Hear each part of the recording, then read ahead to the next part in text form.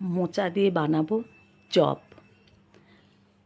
আজ আর মোচা দিয়ে ঘন্ট বানাবো না। এই যে মোচাগুলোকে আগে ছাড়িয়ে নিয়েছি, ভেতরের অংশটা, ওপর দিকেরগুলো ঘন্ট করে খেয়েছিলাম, আর ভেতর দিকের অংশটা আর কিছুটা ওপর দিকে অংশ মিলিয়ে রেখেছিলাম। সেটাকে নুন জলে আর হলুদ দিয়ে ভিজিয়ে রেখেছিলাম। এবার প্রেশার কুকারে দিয়ে তার সঙ্গে একটা বড় আলু দিয়েছি। প্রেশার কুকারে দিয়ে এটাকে এবার 2টো সিটি মেরে নেব। নুন হলুদ জল দেওয়া আছে। এই যে 2টো সিটি মেরে নিয়েছি, এই যে সুন্দর নরম হয়ে গেছে।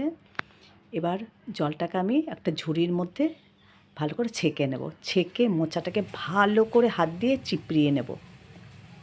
ভালো করে এই যে চিপড়িয়ে নেব। এর মধ্যে কিন্তু অনেকটাই জল আছে, এটাকে ভালো করে চিপড়িয়ে নিতে হবে, নাহলে কিন্তু মাখার সময় একটু নরম হয়ে যাবে। ভালো করে চিপড়িয়ে নিলে মাখার সময় কিন্তু খুব সুন্দর মাখা হবে। এই যে মোচাটাকে চিপড়িয়ে নিয়েছি, এর মধ্যে এখন আদা কুচি দিয়ে দিলাম, লঙ্কা কুচি, জিরে গুঁড়ো, ধনে গুঁড়ো,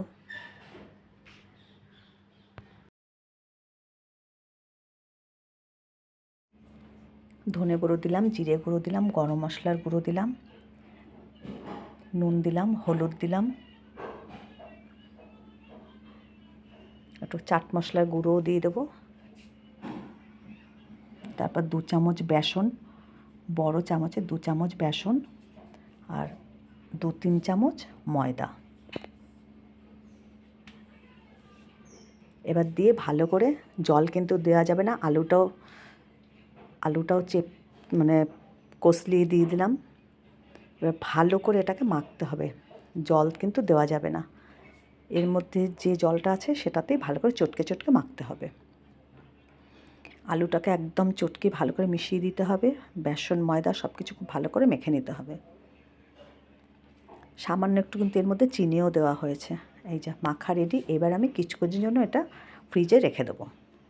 এই যে ফ্রিজ থেকে নামিয়ে এনেছি। এবার কড়াই গরম হয়ে গেছে, কড়াইয়ে পরিমাণ মতন তেল দিয়ে দেবো। তেলটা কিন্তু একটু বেশি করে দিতে হবে।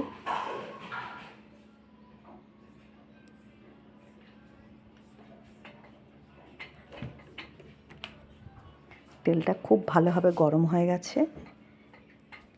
এবার যেমন খুশি শেপ করেই দেওয়া যায়, আমি এরকম ডিম্বাকৃতি করে দিলাম। তোমরা ইচ্ছে করে গোল করেও দিতে পারবে, চ্যাপ্টা করেও দিতে পারবে, কোনো অসুবিধে নেই। আজকে এটা দিয়ে কোনো গ্রেভি বানাবো না, আজকে এটা দিয়ে ডালের সঙ্গে ভাজা খাবো, দারুণ লাগে খেতে। এবার ভালো করে গ্যাস কিন্তু একদম চড়া রাখবো না, একটু কমিয়ে দিয়েছি গ্যাসটা। উল্টিয়ে পাল্টিয়ে এবার এগুলোকে ভেজে নেব।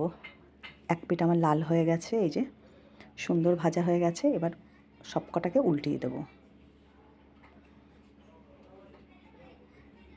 এই দেখো কি সুন্দর, দারুণ লাগছে দেখতে।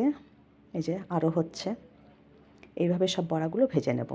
তোমাদের যদি ভালো লাগে ইউটিউব চ্যানেলটাকে সাবস্ক্রাইব করো, লাইক করো, কমেন্ট করো, শেয়ার করো। মোচার বড়া কিন্তু আমার একদম রেডি।